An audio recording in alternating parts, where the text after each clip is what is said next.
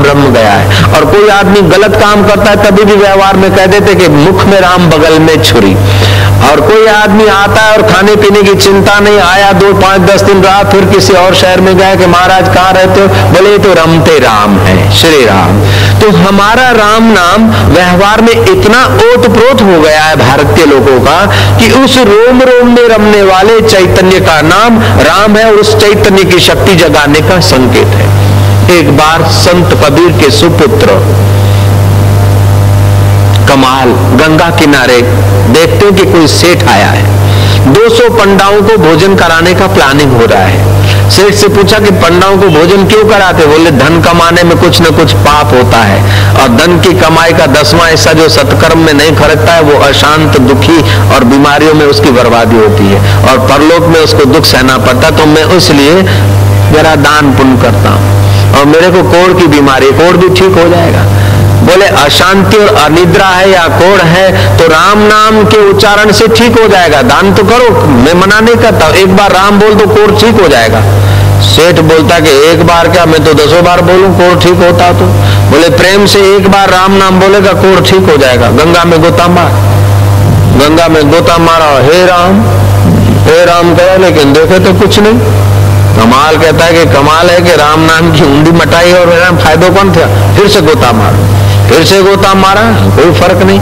तीसरी बार गोता मारो, तीसरी बार गोता मारो तो कमाल भी उतरा है गंगा में, हाथ में डंडा था और गोता मार के जो बाहर आते तुम पीठ पे दे मारा डंडा। हे राम तो सुषुप्त जीवन शक्ति, कुंडली शक्ति जागृत हो गई और एकाएक चमत्कार हो गया, उसका कोढ़ दूर हो गया। कमाल बोलता है अब पता चला कि 3 बार राम कहने के तीसरे समय डंडा मारने से काम होता है। जय राम जी की। कमाल खुश होता हुआ कबीर जी के पास गया कि बाप तेवा बेटा और वड़ तेवा टेटा, जैसा बाप ऐसा बेटा, आप अब चिंता नहीं करें पिताजी, मैं आपकी गद्दी संभालूंगा।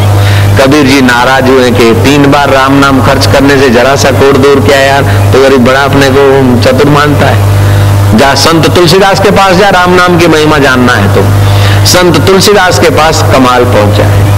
तुलसीदास ने कहा कि अच्छा कोढ़ी का कोढ़ ठीक किया 3 बार राम राम बोलने से?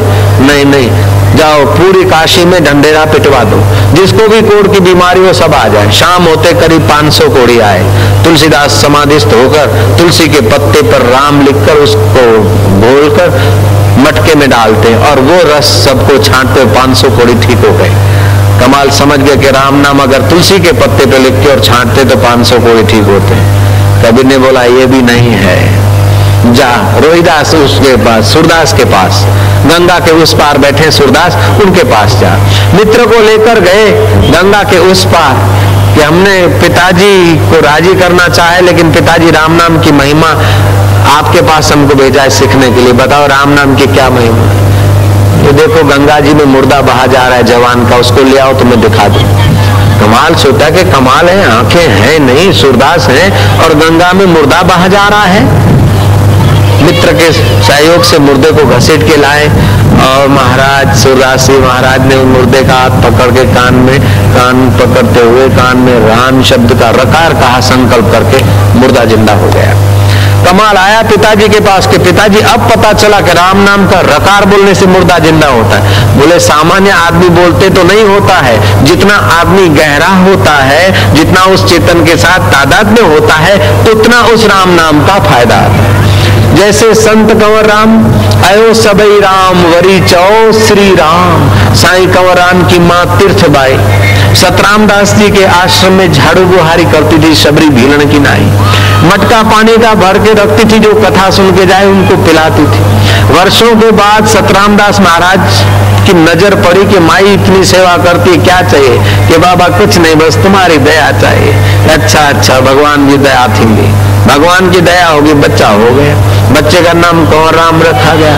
माँ ने बच्चे को कहा कि बेटा साधु संत मिल जाए तो कोहर ऐसे खिलाना, चौरा चौं कोहर है, आयो कोहरन वारो कोहर बेचते थे, गरीब कुल में जन्मे थे।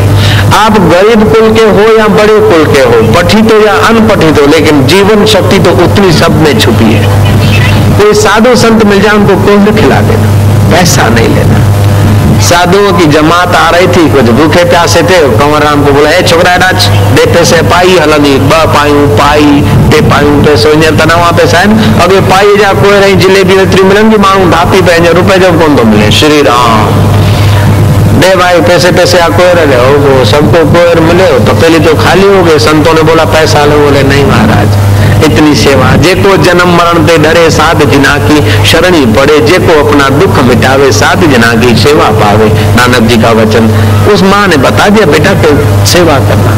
महाराज मेरे को कुछ नहीं चाहिए। अरे तो वो खादो तो महाराज, खादो तो कुछ। संत ने सोचा कि तुम बाहर का धन नहीं लेता तो अंदर का धन हम देंगे। निगाह डाली, बोले बैठ सामने। अपने आंखों से वो नूरानी नजर बरसा दी कंवर राम पर। महाराज जो चित्त शक्ति जागृत हो गई। अब तो उनका कंठ मधुर हो गया, अब तो उनकी वाणी आकर्षक हो गई, उनका चित्त प्रसन्न रहने लगा। नूरानी नजर सा दिलबर दरवेशन निहाल करे छड़ो। वया जादूहणी मुझे जिय में जोगी, वया जादूहणी मुझे जिय में जोगी। तिन सामिन खेत संभारिया थी, करे याद उनन जी रहमत खे। मां वर वर ओडऊं निहारिया थी। वया जादूहणी मुझे जिय में जोगी। हण याद उनन जी बाकिया, हर दम मूसा साथिया। वया सुनी सिख्या दई संत सचा, जिनसा प्रीत पकी मुंह पातिया।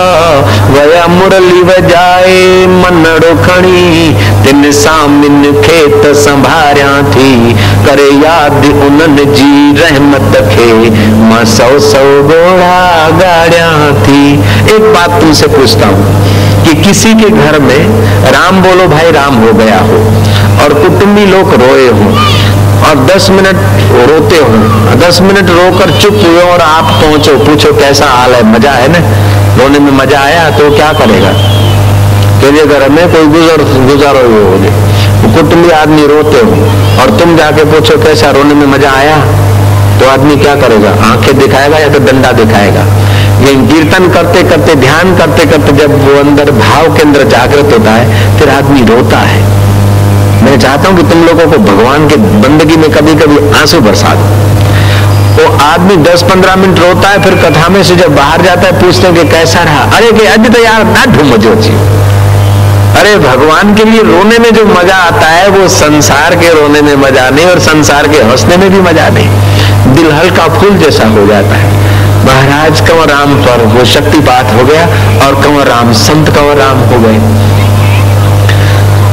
तो आज हम ये विचार रहे हैं कि हमारे जीवन को उन्नत कैसे करें। धर्म वो है जो हमारे व्यवहारिक जीवन को उन्नत करे और पारमार्थिक उन्नति हो, हमारी तंदुरुस्ती की रक्षा हो, हमारा मन प्रसन्न हो, हमारे बुद्धि का विकास हो। चैतन्य महाप्रभु कीर्तन करते करते झूमते थे, उनका तन मन तंदुरुस्त हो जाता था। मीरा कीर्तन करती थी, नरसिंह मेहता कीर्तन करते थे, और श्री कृष्ण तो कीर्तन करवाते करवाते, बंसी बजाते बजाते अनपढ़ ग्वाल और गोपियों पर नूरानी निगाह डालते और लोग झूमने लग जाते थे। एक बार तुकाराम महाराज मंदिर में गए हैं।